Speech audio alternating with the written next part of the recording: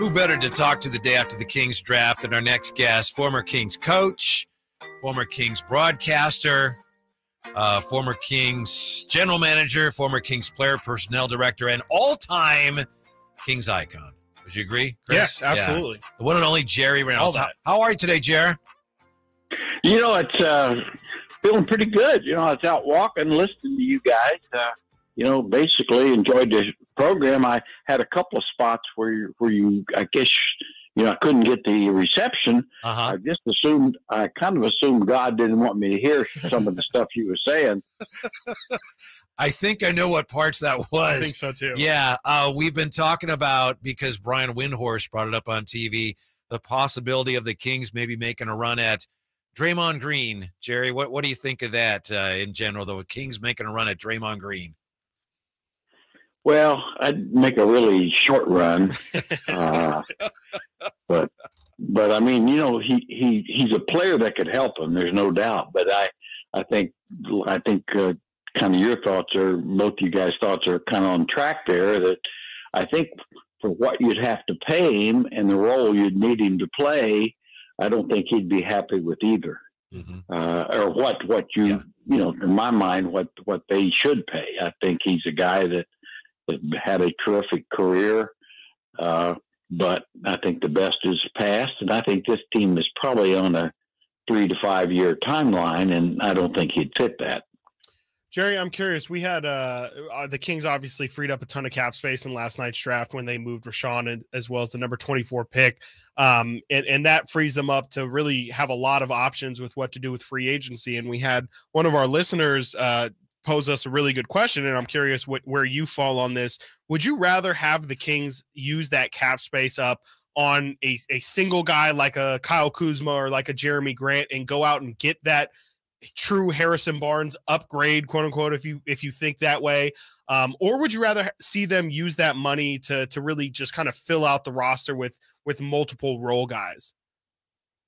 Well, that's a great question. I mean, it probably would depend on the person you could get. Right. With that, in my mind, Jeremy Grant wouldn't be the guy. If it's Pascal Siakam, he would be. That type thing. Mm-hmm. I mean, so because I think the one piece could really make a difference. I don't see. I'm not sure about Kuzma or personally or Grant as being, they're upgrades, but how big? Yeah. Mm-hmm. Right. And so there's that. So otherwise, to me, if you could get two players, if you could get somebody like a Bruce Brown and maybe a Naz Reid, I think your team is just significantly better, at least positioned playoff wise. Yeah, the great Jerry Reynolds with us. Jerry, is free agency maybe the way to go now? Because getting a good player in a trade, like we've been talking about Siakam, but if you go out and trade now for a really established star player, you have to give up so many number ones. That's kind of the price that's been established, that I think where the Kings are right now, free agency probably makes more sense, doesn't it?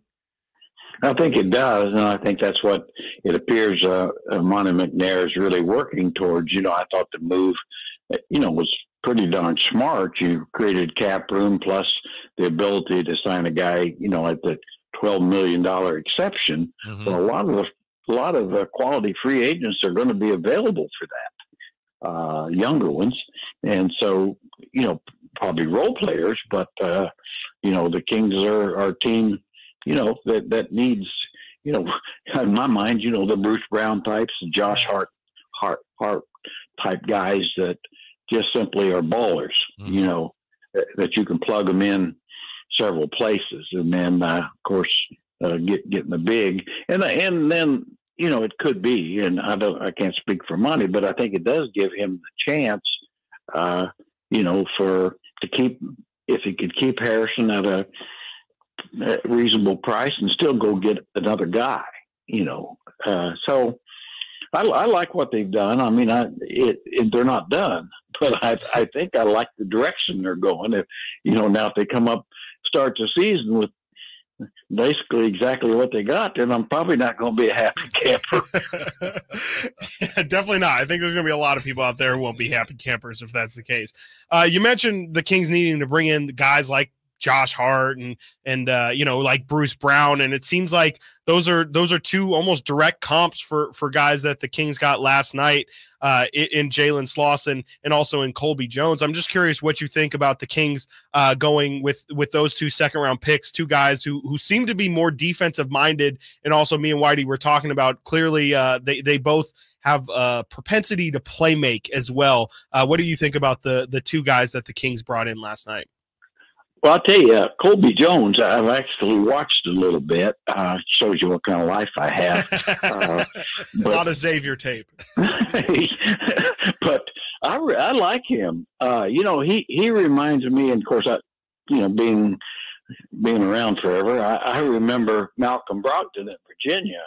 Right. And he reminds me a lot of Malcolm Brogdon. And one of the reasons Brogdon slipped to the second round, people said, well, he's really good. He's solid in every phase, except he really just the athleticism just is okay. You know what I mean? Mm-hmm. And I think he was undervalued because of that. And I think this kid's got a lot of the same thing. He's got a real game, and he's tough. Probably not going to knock you over with his athleticism, but he's got enough. I think. I think they've got a guy that in Colby that will find a way to play. Mm-hmm. Yeah, I mean, you got second round. Now Slauson I couldn't pick out of the lineup. Right. So. It's okay. We don't blame you. He's picked number 54, so that's pretty deep. He may become. I mean, I've never been a real fan of the Furman Paladins. So everybody knows they're the Paladins except me. I know. Jerry, what do you think of Chris Paul and his potential fit with your beloved Warriors? Well, that's a great question. I mean, he could help them because the guy still's got a game. Mm-hmm. Now, can he stay healthy? Well, we probably have to guess no, since he doesn't. But I mean, he's a true playmaker and leader. And I hate the thought of him helping them, but I think he, the real issue, I think, is Chris is at his best when he's kind of controlling the game in more of a half-court game. Now, having said that, I think when you got a Curry and Klay Thompson, they could be the beneficiaries of that. They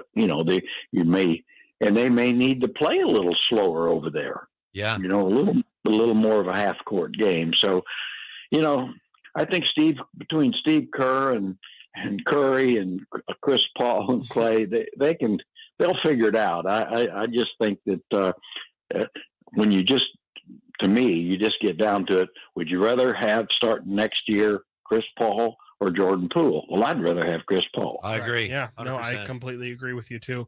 Going back to the draft real quick, Jerry, I'm just curious if there's any guys besides Victor Wembanyama, and we'll just take out the top 3 guys. Was there anybody in the draft that you were really keen on, or any fits that you really liked from yesterday? Yeah, Jordan Hawkins, a Connecticut kid. Okay. I really liked him. I just thought, geez, this guy with what his body of work and what he can do, I think should have been drafted a lot higher. I'll be surprised if he doesn't really shock some people. Looks like a kind of a little lower version of Ray Allen, and that's a pretty good spot to be. I mean, a big time shooter, and I liked. Actually, I like the guy that Dallas took with the Kings pick. Yeah, I do too. Yeah, I would say, that's a. He's a tough buckaroo, boy. Uh-huh. I mean, and so, I liked him. I didn't know where he'd go, and the risk pick that I think you guys were talking about, Derek Whitehead. Mm-hmm. I mean, there's he's really intriguing. He was so good as a high school player, playing on a really elite team. You just think, boy, if he hadn't been healthy, but he might have a chance to start him, I think. Yeah, that's what I thought too.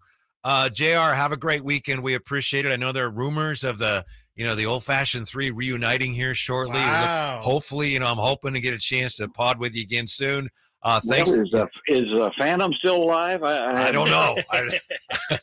I think we've done some where he wasn't. So that's tough to say. But well, hey, one last thing. Got to tell Chris. Now, on the pickleball. Oh, yeah. I get it because I'm a long-time tennis player. Yes. But, all your arguments probably, as an old person, I can remember people talking about when slow pitch took over fast pitch softball. I can see that, yeah. And then, of course, I can really go back to when just softball started being played more than baseball. Right, yeah. Wow. So, I don't want to bust your bubble, but I think you're fighting a losing battle, buddy. It's fine. It's fine. I'm going to fight that battle till the day I'm gone. So I don't blame you. Fight right to the end. I will. Us tennis players got to stay strong, man. We got to stay united. Yes. There's not a lot left. No, there's not. Thanks, Jerry. Yeah, we'll talk to you soon. Appreciate it. Appreciate it, Jerry. Take care. Well, he's spot on with what he said about the pickleball stuff. Yeah.